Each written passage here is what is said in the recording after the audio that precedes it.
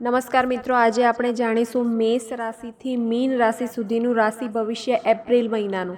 કઈ રાશિને કેટલો ફાયદો થવાનો છે, કઈ રાશિ માટે મહિનો ભારે રહેવાનો છે, ચલો જાણીએ. પહેલા નંબરની રાશિ વિશે વાત કરીએ તો પહેલા નંબરની રાશિ છે મેષ રાશિ. મેષ રાશિ માટે એપ્રિલ મહિનો કેવો રહેશે, ચલો જાણીએ.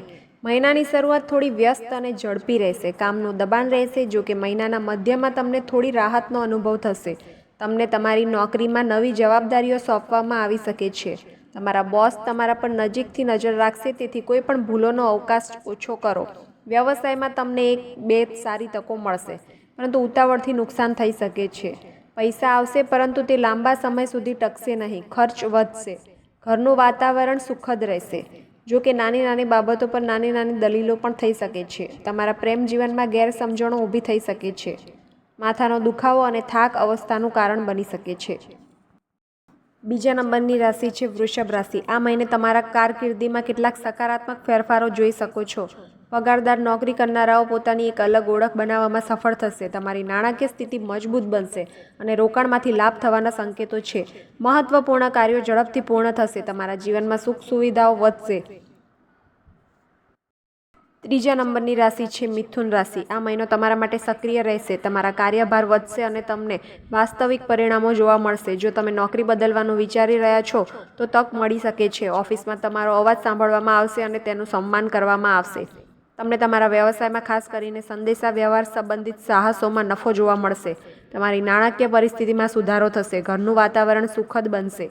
તમારું પ્રેમ જીવન સરળતાથી આગળ વધશે. તમારું સ્વાસ્થ્ય સામાન્ય રીતે ખૂબ જ સારું રહેશે. ચોથા નંબરની રાશિ છે કર્ક રાશિ. તમારા કાર્યમાં બેદરકારી રાખવાથી નુકસાન થઈ શકે છે. તમારું ધ્યાન જાળવી રાખવું પડશે. મહિનાના શરૂઆતના ભાગમાં દબાણ રહેશે, પરંતુ પાછળથી વસ્તુઓ સ્થિર થઈ જશે. ઓફિસમાં તમારી મહેનત આખરે માન્ય રહેશે, જો કે કદાચ થોડો વિલંબ થઈ શકે છે. તમારા વ્યવસાયિક પ્રયાસોમાં જોખમ લેવાનું ટાળો. તમે પરિવારના સભ્યના સ્વાસ્થ્ય અંગે ચિંતા અનુભવી શકો છો. તમારા સંબંધો સ્થિર રહેશે. તમને ઊંઘ અને તણાવ સંબંધિત સમસ્યાઓનો સામનો કરવો પડી શકે છે. પાંચમા નંબરની રાશિ છે સિંહ રાશિ. આ મહિનો તમારા માટે મજબૂત રહેશે, જેમાં આત્મવિશ્વાસની ભરપૂરતા રહેશે. તમે તમારા કાર્યમાં આગેવાની લેશો અને અન્ય લોકો તમારી વાત સાંભળશે. તમારી નોકરીમાં નવી જવાબદારીઓ અથવા પ્રમોશનના સંકેતો છે. તમે તમારા વ્યવસાયને વિસ્તૃત કરવા માટે યોજનાઓ બનાવી શકો છો. પૈસા આવશે, પરંતુ તેની સાથે તમારા ખર્ચમાં પણ વધારો થશે. ઘરનું વાતાવરણ સકારાત્મક રહેશે. તમારું પ્રેમ જીવન સંતોષકારક રહેશે. તમારું સ્વાસ્થ્ય પણ ખૂબ જ સારું રહેશે. છઠ્ઠા નંબરની રાશિ છે કન્યા રાશિ. એપ્રિલ મહિનો તમારા માટે મિશ્ર પરિણામો લાવી શકે છે. તમારું સ્વાસ્થ્ય સુધરશે અને તમારા સંબંધો સુધરશે. તમારા કાર્યક્ષેત્રની પરિસ્થિતિ સ્થિર રહેવાની શક્યતા છે. વ્યવસાય સાથે સંકળાયેલા લોકોને પણ સારા સમાચાર મળી શકે છે. જો કે નોકરી કરતા વ્યક્તિઓને કેટલાક સંઘર્ષો અને પડકારોનો સામનો કરવો પડી શકે છે. નાણાકીય નુકસાન શક્ય છે, તેથી રોકાણ અથવા ખર્ચ કરતી વખતે સાવધાની અને સમજદારી રાખો. હવે વાત કરીએ તુલા રાશિ વિશે. વસ્તુઓ ધીમે ધીમે તમારા પક્ષમાં આવશે. તમે રાહતનો અનુભવ કરશો. કાર્યસ્થળમાં સ્થિરતા આવશે. તમને તમારા વરિષ્ઠ લોકોનો સહયોગ મળશે. તમારા વ્યવસાયમાં નવી તકો ઊભી થશે. તમારી નાણાકીય પરિસ્થિતિમાં સુધારો થશે. ઘરમાં સુખદ વાતાવરણ પ્રવર્તશે. તમારું પ્રેમ જીવન સુધરશે. તમારું સ્વાસ્થ્ય પણ સારું થઈ જશે.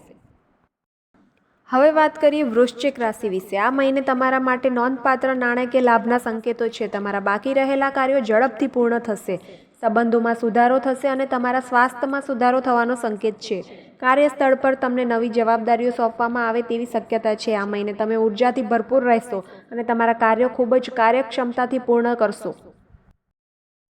હવે વાત કરીએ ધનુ રાશિ વિશે. એપ્રિલ મહિનામાં તમને નવા સ્ત્રોતોમાંથી ભંડોળ પ્રાપ્ત થવાની શક્યતા છે. ગૃહિણીઓ માટે આ સમય ખૂબ જ સારો રહેવાનો છે. કારકિર્દી અને વ્યવસાયના દ્રષ્ટિકોણથી સમય શુભ રહેશે.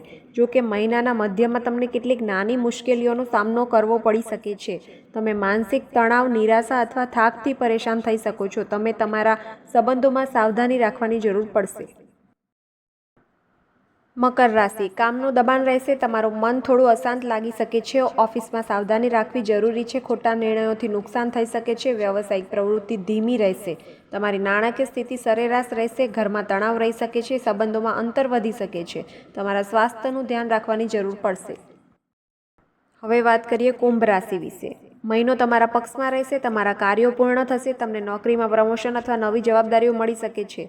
તમારો વ્યવસાય નફાકારક રહેશે, તમારી નાણાકીય સ્થિતિ મજબૂત થશે, ઘરમાં આનંદદાયક વાતાવરણ રહેશે, તમારું પ્રેમ જીવન સારું રહેશે, તમારું સ્વાસ્થ્ય પણ સારું રહેશે.